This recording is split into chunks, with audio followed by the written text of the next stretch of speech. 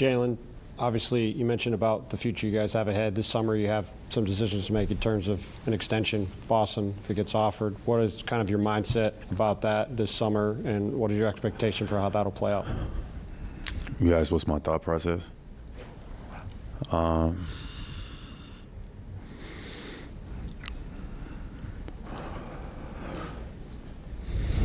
really don't. I don't even really know how to answer that question right now, to be honest. Let me go ahead and get this zoomed in a little bit. Hey man, say man, it's your boy J-Man, back at it again with a brand new video on the channel. I know it's been a while since I've even uploaded on this channel. It's been about September, probably longer than that, since I've even thought about touching this channel. But we back. That's all that mattered. That's really all that mattered, is that we back now. Pretty sure y'all saw the intro to the video, saw the title. Talking about the Boston Celtics, man. They went out in terrible fashion on Monday. But it's reasonable. It makes sense. Boston, in my humblest opinion, they only play about 10, 12 to 15 minutes of really team basketball where everybody's getting the ball, everybody's in tune, everybody's moving, pace is high, and they're getting to the paint. When Boston gets to the paint, and it's one of the craziest things to me that when they go to the paint, good things always happen for them, but they just never go to the paint. They would rather settle for a mid-range pull-up or a corner three or an ISO Jason Tatum, Jaylen Brown step back contested three. I don't understand why they do that, but they have to get that. They have to get that figured out if they even want to think even about making it to the finals, let alone winning a championship. It's just you cannot. Your play style cannot be so reliant on your talent unless on actual game planning and getting an actual team. That's the issue with them. They don't have them as a team. They're way too inconsistent. You gotta have personnel. You gotta have personnel. And if you don't have personnel, then it's on you to game plan like how Miami game planned, and use the guys you have and let them get off. But the thing is, Miami, they play as a team. Everybody believes in each other, and they don't rely on one guy to bring it home. Like, yes, Jimmy Butler's their closer, but Jimmy Butler does not run their offense every single possession he's in the game. There's times where he don't even touch the ball possessions. There's possessions where they use him as a decoy. Boston never uses Jason Tatum and Jaylen Brown as a decoy because they don't have another option for them to be used as a decoy. They just don't. That's the problem. And it's not even this series with Boston. It's a collective with them. They're just inconsistent. They play with fire way too much. They put themselves in these situations where they got to dig out of these holes, and they lose these pivotal games where if you win these games, you get the momentum. It's like they purposely want their back against the wall so there's no pressure on them, but they can just hoop freely. It's a whole list. It's a whole list of games they've done. I literally wrote notes for this shit. Look. We got game 4 versus Philadelphia this year, where Jaylen Brown decided to help and double, and they kicked it to James Harden for that open three, putting the series 2-2. If they would have just played it right, they would have been up 3-1. Probably would have won that game in 5 games, potentially. Then you got game 5 versus Milwaukee last year. You know the game where Marcus Smart turned the ball over, and then Marcus Smart turned the ball over again. That one. Where they could have been up 3-2, but instead they lose that game down 3-2. Now they're back against the wall, and now they got to pick up ground just to win the game. Then let's go to game 4 versus Golden State. Up 2-1, almost up 10 in the fourth quarter, and you lose. You could have been up 3-1, now it's 2-2. You don't win a game. Golden State beats y'all in 6. Y'all were up 2-1, and y'all didn't win a single game after that. There we go this year. Game 1 versus Miami. You had a lead. You allowed Miami to score 45 points in the third quarter. And you expected to recover from that. No chance. Then you got game 2 versus Miami this year. A winnable game. You let Miami go on another run, your offense got stagnant. The issue with Boston is their offense is too stagnant. It's not enough movement. You're having Jason Tatum and Jaylen Brown with the ball behind the three-point line trying to ISO. Everybody can hone in on that. Everybody can hone in on that. You relying on your 2 stars to win a championship, I understand. It looks good. It sounds good. But you need more than 2 guys to win a championship. I'm sorry. I love Derek White. I love his game. He played good yesterday. But if you're relying on Derek White to win you a playoff game, there's something wrong with your team. There's something wrong with your team.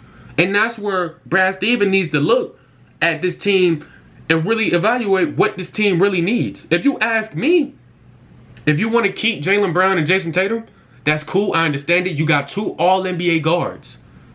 But now here's the problem, because now here's where pressure gets applied to Boston. Because now, let me pull up this because I screenshotted it and I saved the photo. If Jaylen Brown signs the Supermax, which I'm pretty sure he will if Boston offers it, in 2024, 2025, he'll be making $50 million. In 25-26, he'll be making 54. Then he'll go to 58, 62, 66, totaling to $290 million. Mind you, he's a second option. There's nothing wrong with being a second option. I'm not saying just because you're a second option you can't get paid. But you're a second option. You haven't proven that if Jason Tatum is not, if Jason Tatum doesn't have it going, you have not proven you can win me a game. The stage was set for you. Yet the stage was set for him on Monday. Jason Tatum rolled his ankle early in the game, played 42 minutes.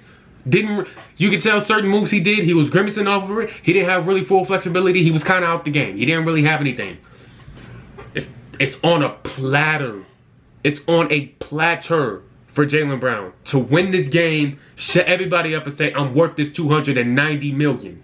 And, you know, after a poor series and a terrible performance in Game 7, I mean, if you're Boston, do you even think about offering him that $290? Because it might be one of those situations where Boston's like, hey, look, I know you're worth $290, but we're not comfortable paying you $290. We'll give you $250. And if you offer him 5 for $250, he might say, you gonna offer me that? You might as well sign and trade me. I can go somewhere else and get that.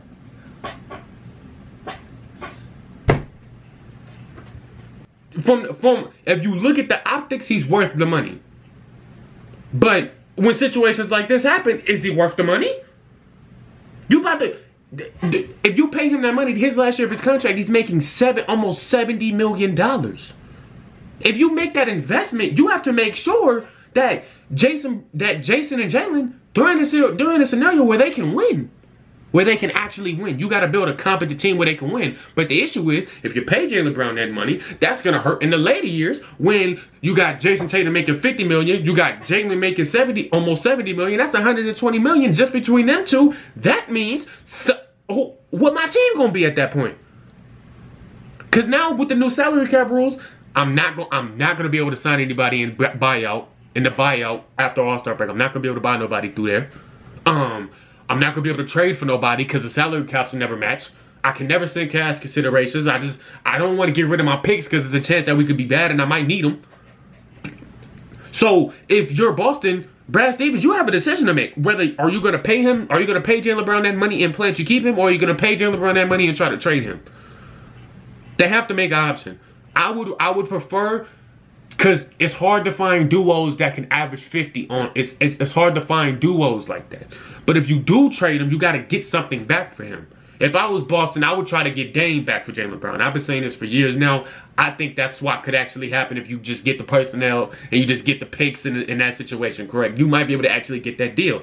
This team has had issues in terms of effort and having games where they look outstanding and then they have games where they lay a stinker and they look terrible all throughout the season. I've said this. I said it. It was my first point in this video. Boston continues to play with fire. This team has always had major flaws. When shit hits the fan, they always go back to iso ball. When the game gets tight, they go back to iso ball. Their whole play style changes. The offense gets stagnant. It's easy to guard. It's the easiest thing to guard when you got one guy trying to dribble and create a play by himself and you got everybody on the perimeter with no movement just sitting there watching him see what he gonna do like this. It's the easiest thing to guard. Yes, Derek White is a good player, but do I want Derek White banging the ball up almost every possession, trying to control the offense, trying to get us in our sets and get everybody shots where they need to be? No. Do I trust Marcus Smart with that? Hell no. It's Marcus Smart. I love Marcus as a player. I love the intensity he brings. I love the leadership he brings. But as a playmaker, getting guys involved in setting pace and setting the tone for the game, no. The only guys on the team right now that are really like untouchable in my book are Derek White, Robert Williams, and Jason Tatum. Those are the only guys that like are like for sure we're not getting rid of them. I just feel like the way Boston lost this year, just the way their culture is, and it's not even culture in terms of them as people in the locker room. It's the team, like on court. Like y'all on court culture is so flawed, but it's been flawed like this since 2021. There is a game where they lost against Cleveland in 2021 where Jason Tatum and Jaylen Brown took 50 shots combined and the team took 97, and Marcus Smart said we need to pass the fucking ball. So the issue with the selfishness or the self-centered, isolation-centric type play, it was already being a problem, and it hasn't been fixed. So at this point, what do you do to fix it? Because you've made it to the finals and you went back to the same thing that had y'all 8 seed play-in, fighting for your lives to get into the playoffs. Point blank. That was the same reason. You're playing ISO heavy basketball. Now they mix more team play into it because now they know it wins, but they don't play team basketball the whole 48 minutes a game. They don't play that. They don't push the pace for 48 minutes a game. They don't look to get easy points for 48 minutes a game. They want to look pretty while doing it. And I agree with Chuck, and this is my last point. I agree with Charles Barkley 100%. This team is not defined by its principles. This team is not defined by its togetherness. This team is only defined by their talent.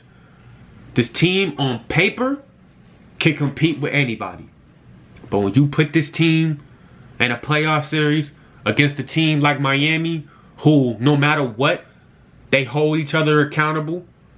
They play as a team.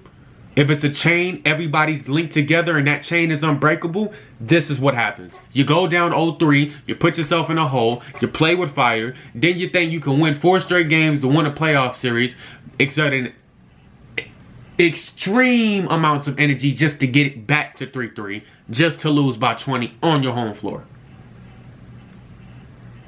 And just like somebody in the group chat I'm in said, what was the point for Boston? You did all that for nothing. Because that's what it looked like. You did all that for nothing. You failed. You failed. I don't give a damn when Giannis said, hey, they failed. They failed. You failed. You were down 0-3 to a team you should have never been down 0-3 to.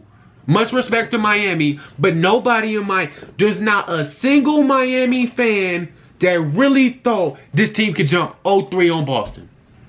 And it happened. And it flipped. They lost 3.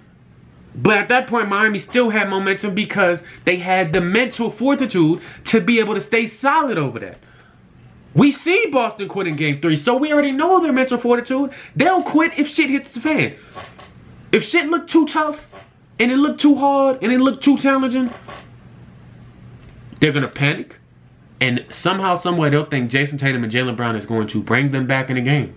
And when they don't have it going, everybody else on the team is like, well, shit, what do we do? What we do? What are we going to do? What are we going to do now? Like I said, man, Boston's a good team, but they survive on strictly only talent. Strictly talent. Like, it's not even a conversation. They strictly talent. Strictly talent. There's no togetherness with them. There's no team. There's none of that. They rely on straight talent. They don't play like a team every game. They play like a team for a small chunk of the game, and the rest is just ISO heavy AAU style basketball. But let me know what y'all think in the comment section. Let me know what y'all think Do you think they run it back and just, do you think they run it back? Do you think they make some moves in the offseason, keep the duo? Let me know what you think in the comment section, man. I hope y'all enjoyed the video. Make sure to like, comment, and subscribe if you're new. Don't forget to hit that notification bell when you subscribe so you can get notified every single time I upload, even though I rarely upload. And yeah, man, I'm out, bruh.